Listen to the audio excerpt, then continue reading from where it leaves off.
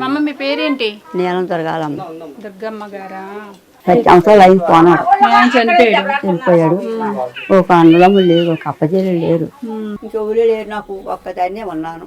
దా వెళ్ళిపోదామా? నాకు ఎవరు లేరు. ఇద్దరం పోదాం, ఇక్కడే ఉందాం.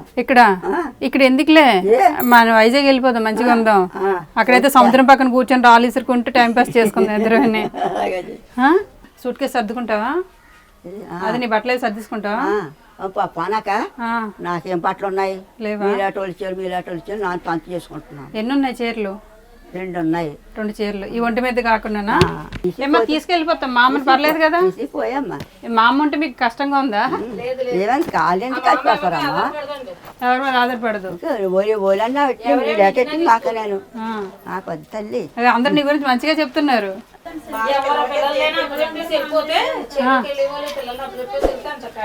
అబ్బా మా అమ్మ మంచి పేరుంది మా అమ్మ నీకు. అయితే నేను వదలకూడదు. నువ్వు వాడు పిల్లలు కావచ్చు, మీ పిల్లలు నాకు అప్పు చెప్పి. సరే మా అమ్మ, నీకోసమైనా నేను పిల్లలకి అనేస్తాను మా అమ్మ. కనేస్తే నేను పెంచుకుంటాను. అదే నువ్వే పెంచుకో, నేను ఎలా సర్వీస్ చేసుకుంటూ వెళ్ళిపోతాను, నువ్వు పిల్లలు పెంచుకుంటూ వెళ్ళిపో. సరేనా? గిన్నెలన్నీ మనకే కదా. పట్టుకుపో కాదు, పట్టుకు వెళ్ళిపోదాం. ఓయమ్మో ఇప్పుడు కొత్తనన్నా నేను ఎక్కడికి వెళ్ళను, రమ్మన్నా వెళ్ళను.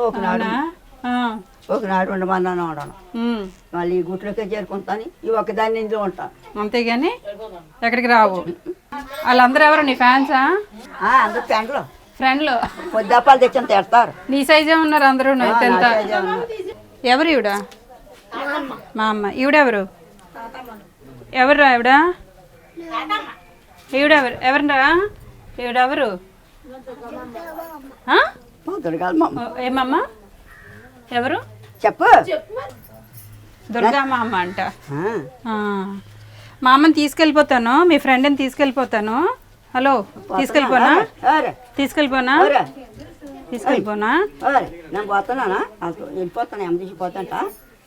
తీసుకెళ్ళిపోండ్రా.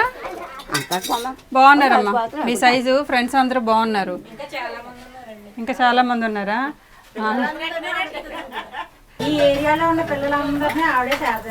అదే అదే.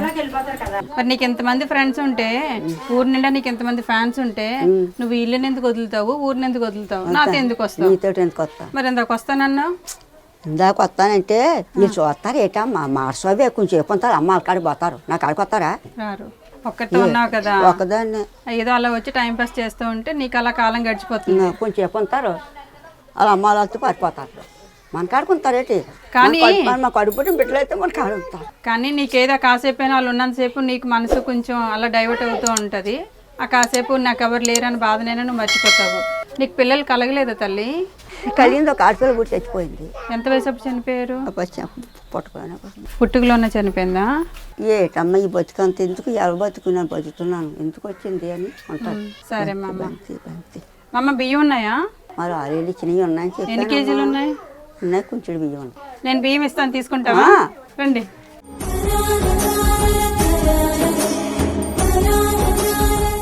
— 26 కేజీలు అవి బియ్యం.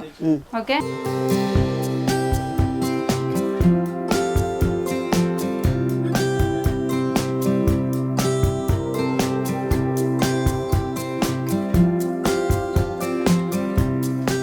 చీర, జాకెట్టు తీసుకో. ఇక దుప్పటి వచ్చేది వర్షాకాలం కదా.